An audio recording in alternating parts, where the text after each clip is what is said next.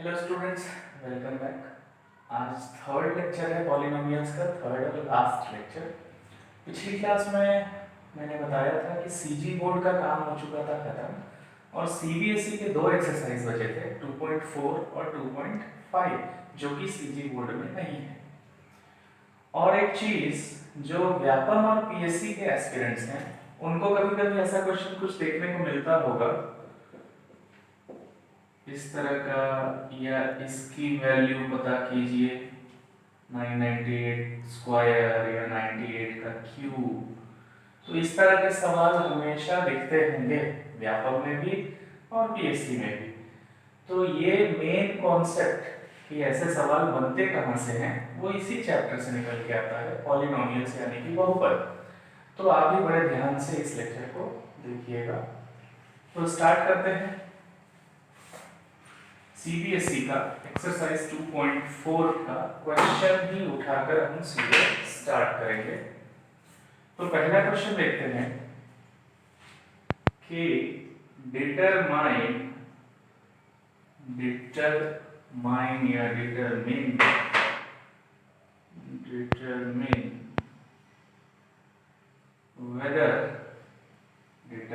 whether x plus 1 is a factor of। तो एक question पूछा है कि पता कीजिए कि क्या x plus 1 एक फैक्टर है किसका, इसका x cube plus x square plus x plus 1 का x plus 1 फैक्टर है कि नहीं है। तो फैक्टर है कि नहीं पता करने के लिए सबसे पहले क्या करते हैं कि मान लेते हैं कि ये है px और जो इसका एक फैक्टर है ये भी एक पॉलिनोमियल ऑफ x है। तो जब x plus 1 is a factor of px अगर होगा तो x plus 1 का जब हम जीरोस फाइंड करेंगे, x plus 1 का जब हम जीरोस फाइंड करेंगे तो x plus 1 का जीरोस कितना आएगा, -1। इसका आंसर, इसको पूरे को 0 के बराबर कर देंगे, x plus 1 को 0 के बराबर, तो x कितना आ जाएगा, -1। ठीक है, तो एक जीरो जिसका पता चल गया -1। अब हम क्या करेंगे कि p -1, ये जो px है, ये जो px है, यहां पर पहले px लिख लेते हैं। ये हो गया px और अब हम p-1 निकालेंगे। और अगर ये सॉल्व करने के बाद p-1 अगर सॉल्व करने के बाद कहीं पर जाकर अगर 0 आता है तो हम कह सकते हैं कि हाँ x plus 1 is a factor of this. तो p-1 निकालते हैं, -1 का क्यूब प्लस -1 का स्क्वायर प्लस -1 प्लस 1। अब -1 का क्यूब क्या होगा, -1 होगा, ये क्या होगा, +1 होगा, ये क्या होगा, -1 हो जाएगा और ये क्या हो जाएगा, +1। अब इसके बाद ये साफ साफ दिख रहा है क्या, 2 - 2 कितना आया, 0। तो क्या बोलेंगे, yes x plus 1 is a factor. बड़ा छोटा सा सवाल रहता है ऐसा। तो ऐसा ही एक और देखते हैं जहां पर px क्या दिया हुआ है, px दिया हुआ है x cube -x square -2 plus √2 into x plus √2। ये है क्वेश्चन। तो पता करना है कि इसका फैक्टर x plus 1 है या नहीं है। तो यहां भी वही काम, x plus 1 चूंकि अगर फैक्टर होगा तो उसका जीरो क्या होगा, -1। x plus 1 को 0 के बराबर कर लो और x इक्वल टू -1। अब -1 रख लेना है हर जगह जहां जहां पर x है। तो ये -1 का क्यूब हो गया, ये -1 का स्क्वायर हो गया यहाँ भी -1 हो गया और +√2। अब इसको सॉल्व करते हैं, ये हो जाएगा -1, ये माइनस और ये -1 का स्क्वायर +1, ठीक, माइनस ये माइनस इंटू ये माइनस तो हो जाएगा प्लस, ये वाला माइनस और ये माइनस गुणा होके प्लस, और ये हुआ √2। अब क्या दिख रहा है, -2, इस ब्रैकेट को खोल देते हैं, इतना आया 2 + √2 + √2। अब इसके बाद ये 2 और 2 तो गए, 2 - 2 0 हो गया, और ये कितना आया 2√2, ठीक।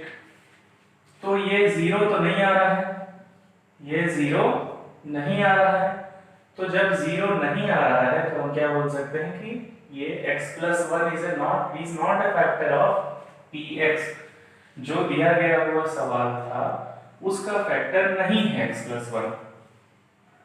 अगला सवाल देखते हैं।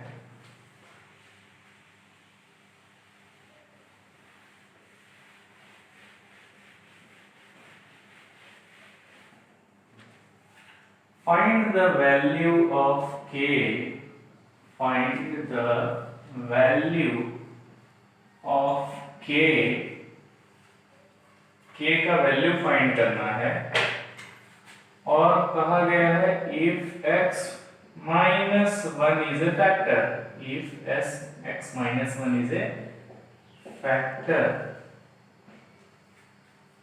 of px, और px कितना दिया हुआ है, px दिया हुआ है kx² - √2x + 1।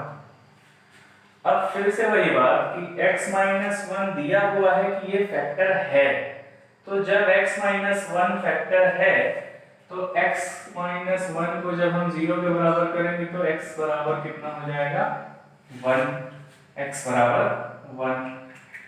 अब P1, जब x की जगह पर हम 1 रखेंगे तो हम निकालते हैं P1, और P1 को लेकर चलेंगे 0, P1 को लेकर चलेंगे 0। अब क्या करना होगा कि जहां जहां पर x है वहां वहां पर 1 रखते जाओ, जैसे ये P1, तो k 1² - √2 × 1 + 1 = 0। ये हमने P1 निकाला हुआ है, P1।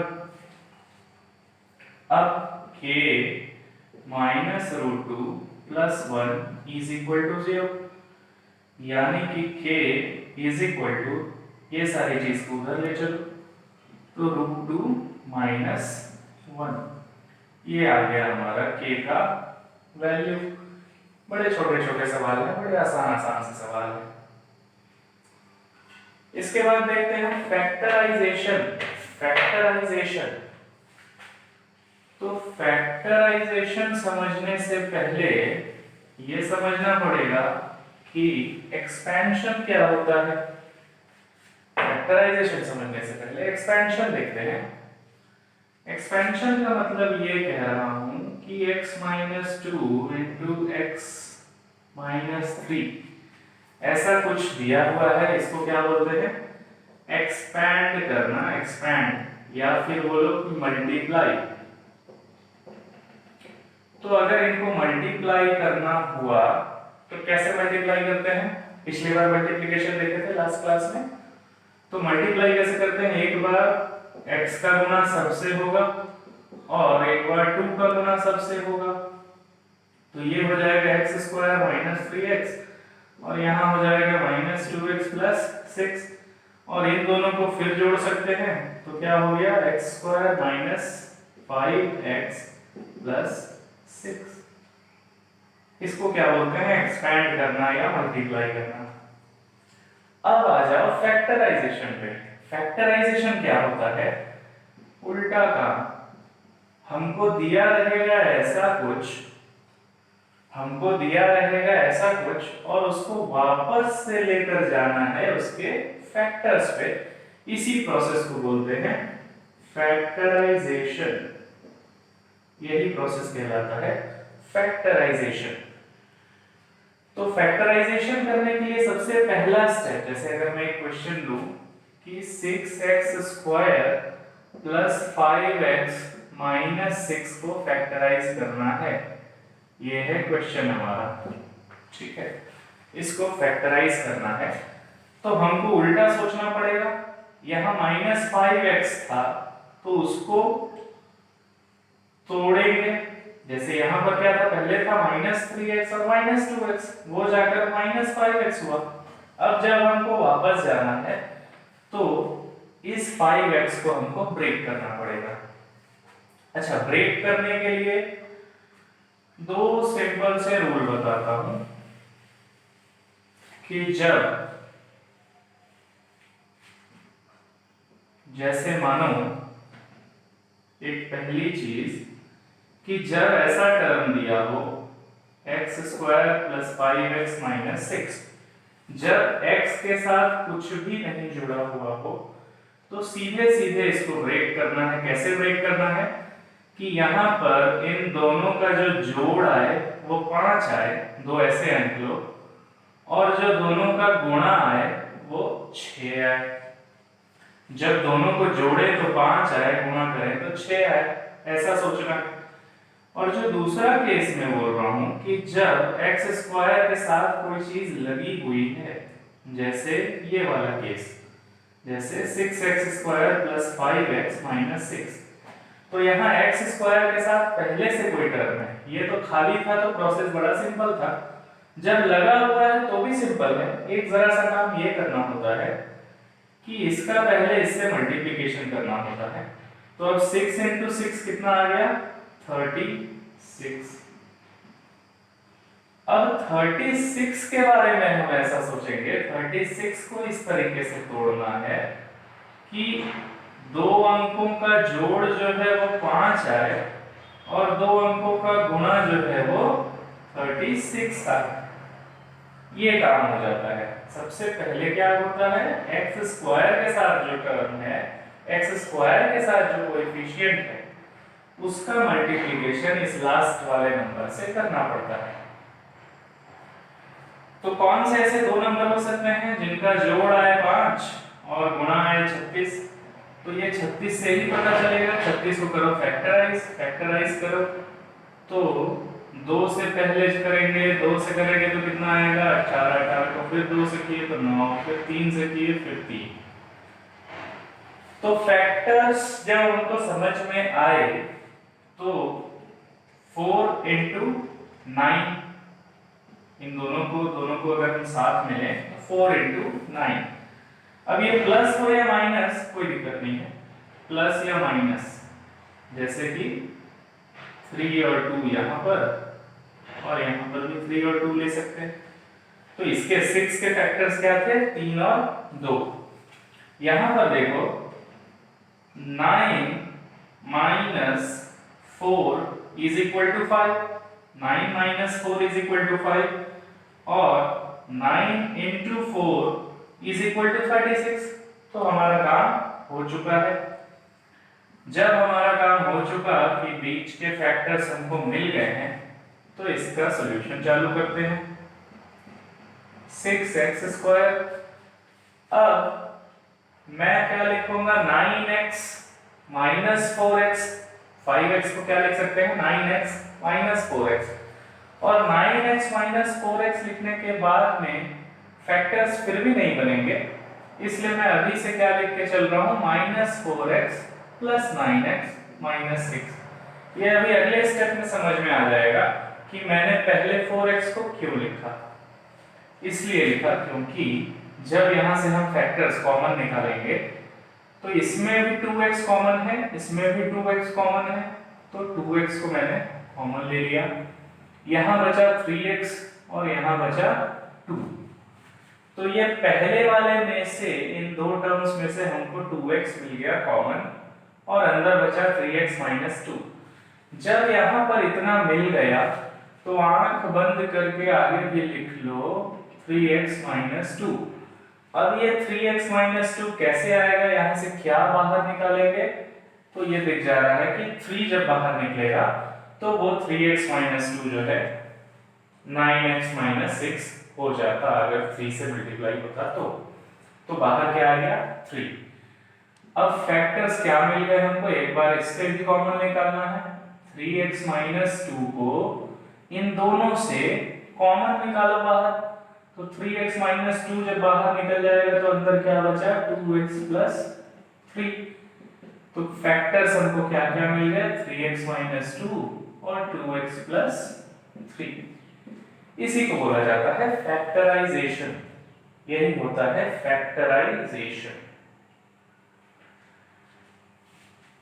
और एक सवाल देखते हैं, जब क्यूब वाली बात आ जाए, इसके बड़े सिंपल सिंपल से मिलते जुलते सवाल हैं। 2.4 की बात कर रहा हूं, 2.4 या 2.45 आप देख लेना, 2.4 के क्वेश्चन। तो बड़े सिंपल सिंपल से ऐसे ही और सवाल हैं, लगा कर देखना, नहीं बने तो यहाँ पर पोस्ट करना। इसके बाद एक सवाल और देखते हैं, जब क्यूब की बात होगी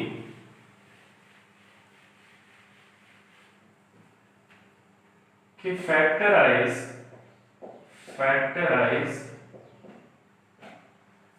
2y cube plus y square minus 2y minus 1। ऐसा क्वेश्चन जब भी मिले तो 2 मिनट थोड़ा क्वेश्चन को देखने में टाइम लगाओ। देख लिए, इसके बाद में कुछ ब्रेक करना पड़ेगा या नहीं करना पड़ेगा, एक बार कलम चला के भी देखो। तो यहाँ पर सबसे पहला काम जो मैं करना चाह रहा हूँ, y स्क्वायर को एक बार निकाल के देखते हैं कि अगर मैं y स्क्वायर को इन दोनों में से बाहर निकालूं तो क्या बचेगा। यहाँ बचा 2y, y स्क्वायर को अगर इन दोनों की बात कर रहे हैं, इन दोनों को देखते हुए y स्क्वायर को अगर बाहर निकाले तो अंदर बचा 2y प्लस 1। क्या ये 2y प्लस 1 हमको यहां भी दिख रहा है क्या? बिल्कुल दिख रहा है, बस माइनस के साइन को बाहर निकाल लेना है। तो ये तो बड़ा सिंपल तरीके से बन गया, बिल्कुल भी मेहनत नहीं करा। तो अब देखो, अगर मैं 2y प्लस 1 को कॉमन लेता हूं, इन दोनों टर्म्स में से 2y प्लस 1 को कॉमन निकालना है बाहर, तो 2y प्लस 1 कॉमन निकला तो यहाँ बचा y स्क्वायर, और यहाँ कौन है 1 है। ये काम हो गया, दो फैक्टर्स मिल गए। अच्छा, अभी जो ये y स्क्वायर माइनस 1 है, ये भी और फैक्टराइज हो सकता है क्या? y स्क्वायर माइनस 1 क्या लिख सकते हैं हम? y स्क्वायर माइनस 1 स्क्वायर, यानी कि एक फॉर्मूला आपने पढ़ा होगा x square minus y square का, x plus Y into X minus Y, x plus Y into X minus Y क्या होता है? x square minus Y square. ये उसी फॉर्म में है, तो इसको थोड़ा और फैक्टर निकाल के बता देते हैं। y स्क्वायर माइनस 1 को एक बार लिखते हैं y प्लस 1 और एक बार लिखते हैं y माइनस 1। ये हो गया हमारा आंसर कंप्लीट। सिंपल सा है, 2-4 स्टेप अगर सही लग गया तो तुरंत बन जाएगा, या हो सकता है कि 1-2 बार सुधारना पड़े, कहीं और जाकर फैक्टराइज करना पड़े, इन दोनों में से नहीं मिला तो देखो यहां से मिलेगा, कहीं ना कहीं से मिल जाएगा। अब देखते हैं एक्सरसाइज 2.5 के कुछ क्वेश्चंस। सबसे इजी एक्सरसाइज है 2.5, जो है सबसे इजी एक्सरसाइज है। सिर्फ फॉर्मूले हैं जो पहले से पढ़ते आ रहे हो, 7 से 8 से पढ़ते आ रहे हो, आइडेंटिटीज जिनको कहा जाता है, और एक आध बड़ी आइडेंटिटी है जो शायद पहली बार अभी देख रहे होगे, पर फिर भी काफी सिंपल से क्वेश्चंस हैं उसके। तो एक क्वेश्चन देखते हैं पर, जो मैं बोल रहा था कि व्याकरण और पीएससी के भी काम का है। क्वेश्चन है कि 104 और 96 का गुणा करना है यूजिंग आइडेंटिटी। ऐसे ही सिंपल गुणा नहीं करना है ऊपर और नीचे लिख के, इसको आइडेंटिटी से बनाना है। तो आइडेंटिटी से बनाने का मतलब क्या होता है? आइडेंटिटीज का मतलब है जो फॉर्मूलेज होते हैं बेसिक, x प्लस वाई, जैसे a प्लस बी का whole square, a square plus b square plus 2ab, a minus b का whole square, a square minus 2ab plus b square, वैसे वाले फॉर्मूले। तो इसको हम क्या लिख सकते हैं, 104 को क्या लिख सकते हैं, 100 प्लस 4, और 96 को क्या लिख सकते हैं, 100 माइनस 4। अब इसके बाद ये कुछ दिख रहा होगा हमको, a plus B into A minus B के फॉर्म में, a plus B into A minus B के फॉर्म में, और जिसका फॉर्मूला होता है a square minus B square. तो हम सीधा सीधा इसको क्या लिख सकते हैं, 100 स्क्वायर माइनस 4 स्क्वायर, मतलब कि 100 का स्क्वायर होता है 10,000 और माइनस 4 का स्क्वायर होता है 16। तो इसको माइनस करने के बाद आंसर मिल जाएगा 4 4 16, तो 4 और यहाँ 8 और यहाँ 9 9 9 9 8 4, ये हो गया हमारा आंसर।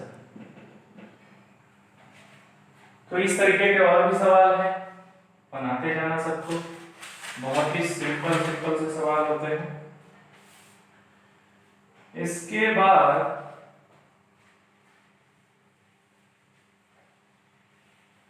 एक क्वेश्चन और देखते हैं, फैक्टराइज। एक ऐसा देखते हैं, 102 का क्यूब हुआ, 102 का क्यूब, इसको कैसे सॉल्व करेंगे। तो फिर से वही काम कि नियरेस्ट कोई आसान सी संख्या ढूंढनी होगी। इसको 200 माइनस 98 भी लिख सकते हैं, लेकिन काम और सिंपल करना है, तो इसको क्या लिखेंगे हम, 100 प्लस 2 का क्यूब। अब इसके बाद हमको फॉर्मूला जानना जरूरी है कि ये किसका फॉर्मूला है। तो ये फॉर्मूला है a प्लस बी का होल क्यूब, यानी कि a cube plus b cube plus a square b। एक वैसा रहता है, दो टाइप के फॉर्मूला यहाँ बनते हैं। तो जो प्राइमरी बेसिक फॉर्मूला होता है वो होता है 3ab into a plus B, और चाहे तो इसको 3a square b plus 3ab square लिख सकते हैं। तो ये बेसिक वाला इसी को यूज करते हैं यहाँ पे।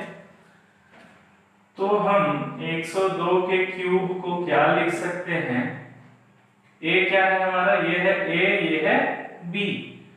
तो a क्यूब की जगह क्या आएगा, 100 क्यूब, प्लस b क्यूब की जगह आएगा 2 का क्यूब, प्लस 3 इंटू 100 इंटू 2, और ये 100 plus 2।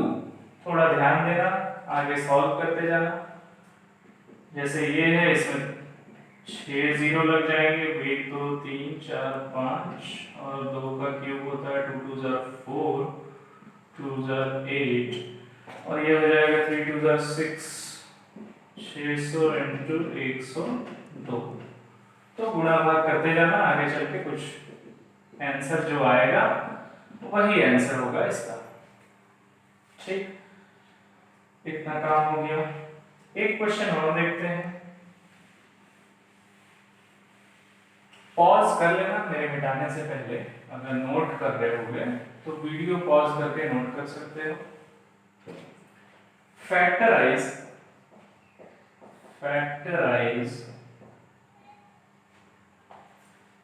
4y square minus 4y plus 1। तो इसको हमको फैक्टराइज करना है यूजिंग आइडेंटिटी, यानी कि किसी फॉर्मूला का यूज करके करना है। तो बड़ा सिंपल सा है ये भी, इसको देख लेते हैं। 4 को क्या लिख सकते हैं, जैसे ये y स्क्वायर है, ये हमको कंप्लीट स्क्वायर चाहिए, तो कंप्लीट स्क्वायर बनाने के लिए क्या करेंगे, 2y का होल स्क्वायर लिख सकते हैं। ठीक, इसके बाद एक फॉर्मूला होता है a square minus 2ab plus b square is equal to a minus b का होल स्क्वायर। बस उसी फॉर्मेट में हमको लेकर आना है। जैसे ये a स्क्वायर तो हमको मिल गया, बी स्क्वायर देखते हैं, ये 1 है, इसी 1 को लिख लेते हैं, ये हमारा हो गया बी स्क्वायर। बीच में कौन बचा, -2ab। -2ab देखते हैं, तो ये है हमारा a, ये है हमारा b, तो 2 into a into b। क्या ये सिंपल होके वही हो जा रहा है ना, -4y को हम ऐसे लिख सकते हैं ना, 2 into 2y into 1। बस हमारा काम हो चुका है। इसे और क्या लिख सकते हैं अब, 2y - 1 का होल स्क्वायर। क्यों, क्योंकि इतना इतना होता है, ये आइडेंटिटी है, ये पहले से आप लोगों को पता है। तो ये 2y - 1 का होल स्क्वायर हो गया। और होल स्क्वायर का मतलब, जैसे अगर 5 का स्क्वायर है तो इसका मतलब क्या होता है, 5 into 5। तो इसको अलग करके लिख लो एक बार, 2y into 2y - 1। ये हो गया इसका आंसर। सबसे इजी एक्सरसाइज है ये, बड़े आराम से बनेगा, थोड़ा ध्यान देना और सारे क्वेश्चन को एक साथ लगाते जाना। वीडियो बहुत लंबा हो जाएगा, इसलिए ज्यादा सवाल नहीं देख सकते। एक लास्ट क्वेश्चन और देखते हैं, बाकी जो डाउट होगा पोस्ट कर देना, उसका निराकरण किया जाएगा। एक क्वेश्चन और देखते हैं।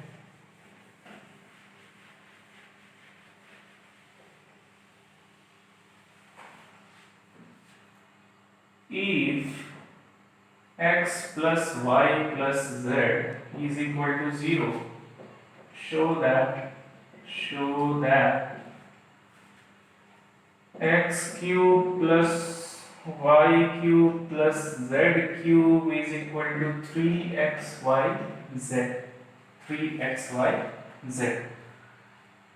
ये सवाल है कि अगर x plus y plus z 0 है तो दर्शाइए या साबित कीजिए कि x cube plus Y cube plus z cube बराबर 3xyz होता है।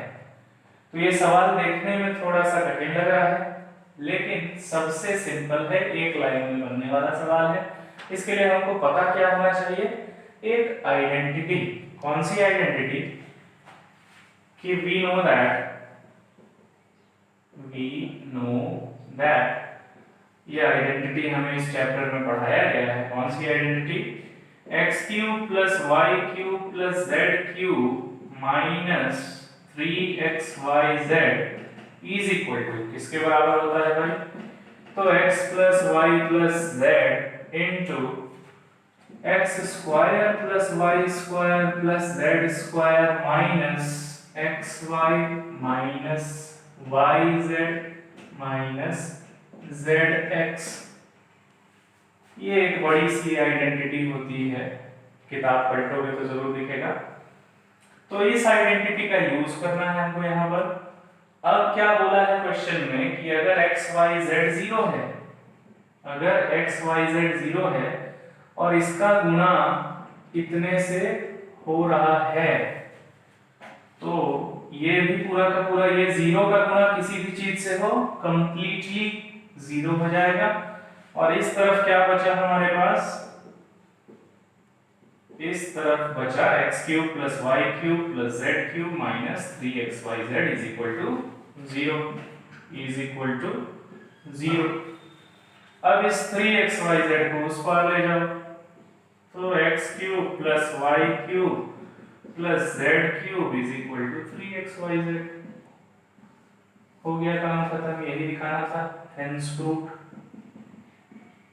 ठीक है,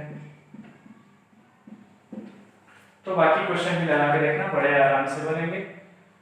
और आगे भी अगले लेक्चर्स के लिए कौन से चैप्टर जल्दी से पढ़ने हैं वो कमेंट में करके बताओ कि आगे कौन सा चैप्टर पढ़ना चाहते हो, और जो ज्यादा कमेंट होंगे उस हिसाब से उस चैप्टर को शुरू करेंगे, या अपने मन से फिर मैं कोई और चैप्टर शुरू कर दूंगा। और सब्सक्राइब कर देना चैनल, ताकि जब भी कोई लेक्चर आए, नेटवर्क की प्रॉब्लम की वजह से कभी सुबह कभी रात कभी देर रात वीडियो डलती है, तो जब भी आए आपको पता चल जाए, इसलिए सब्सक्राइब कर देना। Okay, thank you, see you again.